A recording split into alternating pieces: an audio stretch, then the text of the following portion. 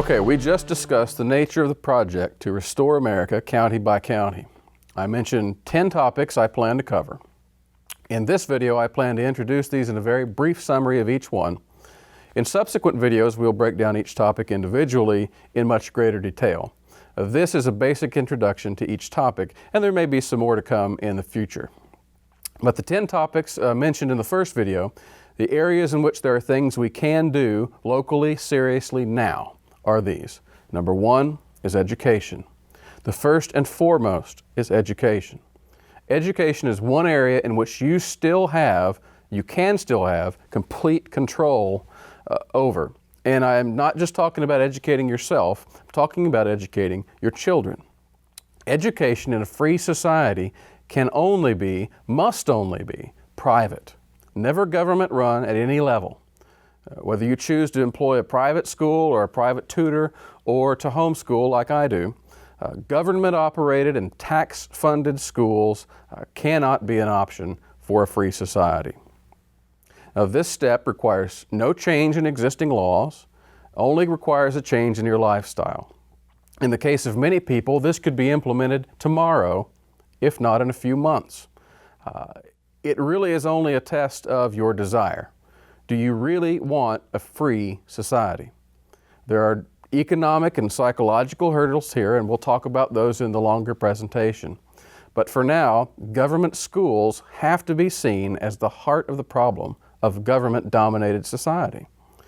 You can change this personally, for yourself and your family now, and you should. And the only thing stopping you is the perceived benefit of free schooling and child care during the day. Okay, this is the cheese. Don't take the cheese. Do you really want a free society, or do you depend on tax-funded benefits just like the liberals and the socialists that you criticize? This is priority number one. If we're serious about freedom, we have to start with education. Okay? If you can't do this one thing, you might as well forget about the rest because it will not follow. And nothing about truly restoring America will be easier and more readily obtainable than taking control over you and your child's education. Now, there's nothing stopping you here except you. All right, number two, we must end our personal dependence on the welfare state. Social Security is a problem, everybody recognizes that, but it doesn't have to be a trap. And this means we need to find ways to plan for our own financial futures privately, while we hope that there is some way to phase out Social Security in the government program. But the issue here is that welfare of all forms should be privately funded and privately insured, not supported through taxation and government coercion. Family and charity once did and still can replace the welfare state. Now again, we have to refuse the benefits. Don't take the cheese. Of course, this means certain personal sacrifices, and again, we'll cover those in the videos to come. And we'll speak very frankly about those things. We have to face them, we have to be willing to sacrifice and overcome them and talk about what the costs will be. Number three, we're going to focus on localism. We'll give a more detailed discussion of what I've called county rights. The real practical solution to federal government intrusion in our lives is not so much states' rights, although that's important, but county rights. Okay, this brings government and community home to a truly grassroots level where it ought to be. Okay, you can think about the phrase, support your local sheriff. That's a good way to keep that in mind. We will emphasize a truly local vision.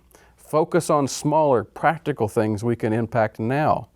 In this process, we'll expose the areas where the sovereignty of your local communities is compromised by receiving state funding for perceived benefits.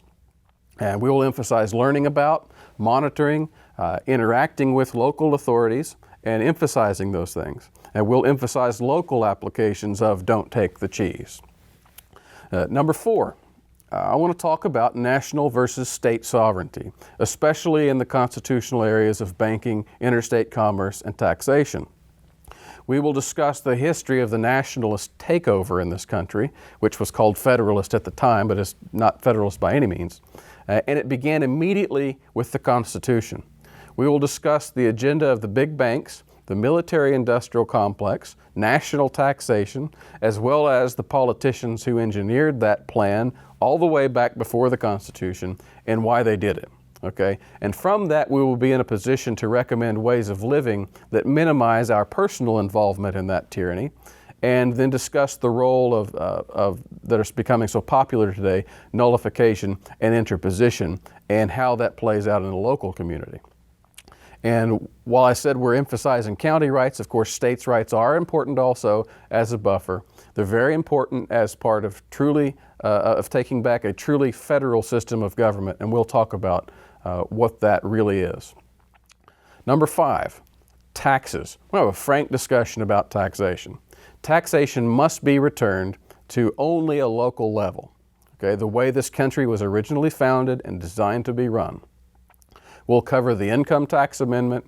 We'll talk about the drastic changes that involved in American society. We'll discuss the nature and scope of taxation and how it should work in a truly federal society. And we will see why, to use John Marshall's phrase from the Supreme Court case, the power to tax is the power to destroy, and we'll talk about what's been destroyed. And we'll discuss the role of taxation, if any, in a truly free and local society. Number 6, we're going to talk about money, and particularly the Federal Reserve System. We'll review the question, what has government done with our money? We will discuss money and currency in American history, particularly the several instances in which failed paper currency caused terrible economic disasters. We'll discuss the role of government coercion in banking and in debt, in things like counterfeiting laws, war, welfare, restrictions on states, etc., and why these laws exist. And we'll discuss who profited from those laws and who still does profit from those laws, and what happened to real wealth in each case. We'll discuss alternative currencies. We'll discuss local banking, private banking, the benefits of, and the sacrifices, of course, that are going to have to come in when we have freedom in money. And we'll also talk about how to protect your personal wealth from devalued paper or digital currency. And we'll think about this idea. Gold is wealth. I think everybody agrees with that. Why, therefore, is it not money? What has the government got against gold? And that and many other topics like it. 7, we will talk about returning to truly free markets. We have to exalt the sanctity of private property. We have to return to strict enforcement of contracts. And we have to talk about the right of people not to engage in contracts they're not willing to be involved in. We'll discuss the role that government coercion and manipulation in money has played in business and the economy, particularly in the realms of inflation, legal tender laws, the business cycle, government corporatism, which is essentially kind of fascism light right here in America. And we'll talk about things of that nature. Why did one American statesman early on once complain that debtors were chasing down their creditors and, quote, paying them without mercy? What does that mean? We'll talk about those kind of things. Number 8, we're going to talk about judicial tyranny. We've heard a lot about this. We'll see how the Constitution itself centralized power over all the various local courts in this land, and how it was immediately exploited to favor big government agendas. We'll trace subsequent expansions of government based on that early precedent that was set within years of the Constitution. Okay, the remedy for freedom is decentralization of courts, local separate jurisdictions, local juries, and even private courts, perhaps even especially private courts, and all with only local law enforcement. And we'll even also talk about one check and balance that's in the Constitution on the Supreme Court that most people don't even know exists, that could be used for the help in local control, and yet it's actually been used in recent times, but only to favor big government interests so far.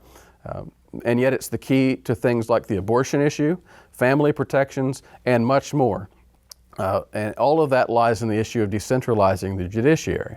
And believe it or not, there are actually practical steps that you can take in this area as well. So we'll talk about those.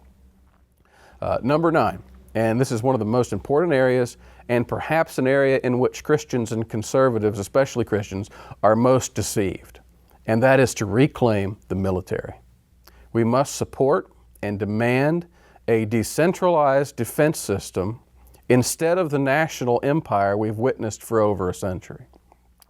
Patriotism does not mean militarism. Patriotism does not mean empire. Being patriotic does not mean always supporting everything the military does. Being anti-war is not being anti-American. Okay? We will discuss how the military was originally decentralized and promised to be called up only for defensive purposes, but was almost immediately changed to become a powerful, centralized force designed to serve the interests of that big government agenda, again, within years of the Constitution. And later, it was centralized again for prolonged international conflict. Okay? We will show how and why this was done in American history, who profited from it, at the expense of millions of dollars, or millions of lives rather, and trillions of dollars. And we will propose practical steps, things you can personally do now to take back and begin the process returning to decentralized forces instead of the offensive corporate state militarism that we have. We will exalt something called true armed patriotism. Number 10, and finally, we'll also take a look at international and intranational tyranny, particularly through treaties and executive orders, which are powers in the Constitution. Okay, how do these things work? What safeguards do we have against them if necessary? Why are we particularly vulnerable to these things due to their relationship to international organizations and whatnot? And how can we best work to protect ourselves locally from them? Okay, so those are the 10 topics that we're going to talk about. And you might realize that some of them sound pretty large and intimidating, and that's because they are. But keep in mind, we're going to focus on things we can do through small practical changes, personal sacrifice, local service, over a long term, thinking about our grandkids. None of this will change overnight, but if we don't lay the necessary foundations for freedom now, it will never change. And in fact, it will get worse. So if you're serious about freedom, please join me for the full series of Restoring America, one county at a time. So let's begin that number one priority, education. We'll devote the next 3 videos to explaining how it was once free and worked, how it was lost, and how to get it back.